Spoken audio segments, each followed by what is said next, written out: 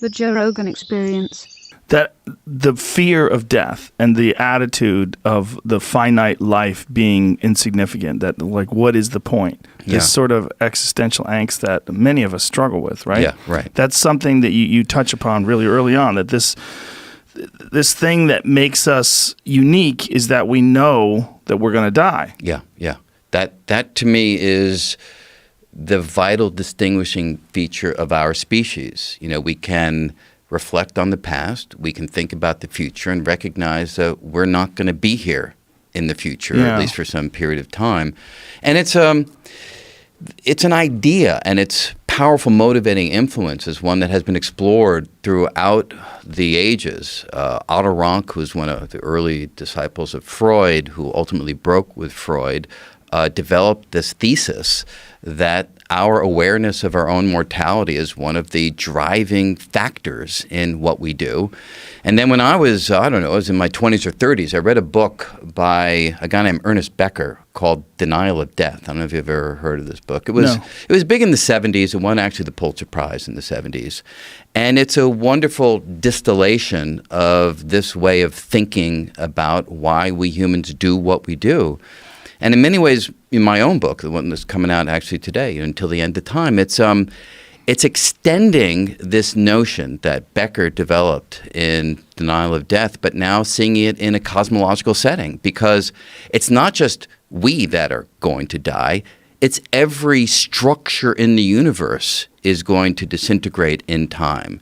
Our best theories suggest to us that even protons, the very heart of matter, there are quantum processes that in the far future will ensure that every proton disintegrates, falls apart into its constituent particles. And at that point, there's no complex matter around at all. What timeline are we talking about here? Well, pretty big, long timeline. In fact, I'd like to use a metaphor to try to give you a feel for the times involved. I like to use the Empire State Building. And imagine that every floor of the Empire State Building represents a duration 10 times that of the previous floor. So like on the ground floor, it's like 1 year, first floor 10 years, second floor 100, and so forth. So you're going exponentially far in time as you climb up the Empire State Building. And in that scheme of things, everything from the Big Bang until today, you're about at the 10th floor, 10 to the 10 years, 10 billion years.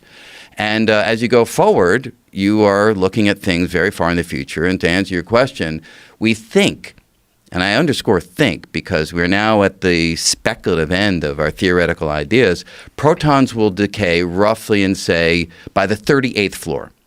So 10 to the 38 years into the future. So we can relax for a little bit. You can relax for a little bit, but here's the thing. The amazing thing, obviously, is it sounds trite, but time is relative, right? So any duration that seems long, it's only long by comparison to another duration.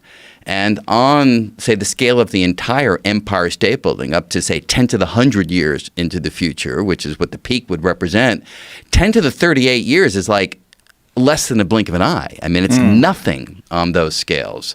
So you sort of have to be careful with your intuition if you're willing to entertain the kind of fantastically long time scales that you necessarily need to if you're going to think about the very far future. Is there speculation as to what happens when protons do cease to exist? Yeah. We anticipate that all complex structure will fall apart. So if there are any stars left over, we believe that by the 14th floor, most stars will have used up their nuclear fuel. There'll be dark embers just sort of, smoky out there in the cosmos. But if they're still hovering around by the 38th floor, they will all just dissipate into their particulate ingredients. So it's hard to imagine past, say, floor 38, that there's going to be any life or any mind or any complex astronomical structures out there in the universe. So the window within which the universe as we know it exists is kind of small when you think about it in terms of the entire cosmic timeline. So impossible to understand the actual span of it because it is so long, but yet so small, like in the human mind. Yeah. It's very hard to hold these durations in mind. I mean, I don't feel like I've been thinking about this stuff for a long time. I don't feel like I have an intuition for the durations that we are talking about. In fact, the Empire State Building, that little analogy helps me to sort of give some relative sense of when things of interest will happen in the universe. But, we're good at understanding days, weeks, months, years, the times of, conventional experience. We have no basis for understanding the universe over these scales that we've never experienced. And that's true not only for time, it's also for space, right? I mean, we have very good intuition about everyday phenomenon. I mean, if I was to take this bottle of water and I throw it at you, you'd catch it. You know where to put your hand. You wouldn't have to calculate its Newtonian trajectory to figure out where the water is going. But if I was to do the same thing with electrons, you don't have, and neither do I, a quantum intuition about the wave functions and the probabilities that govern how a particle like an electron behaves. And that's simply because we were unfortunately or fortunately born as big creatures relative to the scales of quantum mechanics. And because of that, our intuition was never under any evolutionary pressure to understand how electrons behave. In fact, I like to say those of our forebears wandering around the African savannah who started to think about electrons and quantum mechanics, they got eaten, right? They're the ones whose genes didn't propagate onward. And therefore, those of us who are the beneficiaries of the survival of our ancestors, we're good at understanding Newtonian physics, but we're not good at understanding anything else about the deep reality of the world. Do you anticipate that someday in the future, whatever is next after human beings will be able to understand these concepts? Because if you stop and think about what a human is, we've only really been this for X amount of 100,000 years. That's right. And it's a good question, and it's a tough one. I like to imagine that as we get ever better at creating virtual worlds, virtual reality or whatever, augmented reality, whatever version of that kind of technology takes us over in the far future, we might be able to experience these distinct realms in such a powerful way that our innate intuition may begin to shift, to change, so that we grasp the quantum realm the way we grasp Newtonian physics. I can at least imagine that as a possibility. What it would take to actually get there, and whether our species will ever last long enough to actually have that kind of an impact on our intuition, I don't know. But it's all about experience and survival.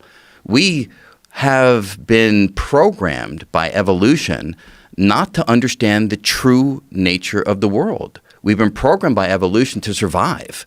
And those are two radically different propositions, because you don't need to know the true nature of reality to survive. It's a distinct attribute, and one that is not necessarily one that has any survival value. To understand black holes or the Big Bang or general relativity or quantum mechanics or entropy or thermodynamics, these qualities we develop as we go forward and try to understand the world, go beyond mere survival and figure out things that excite us.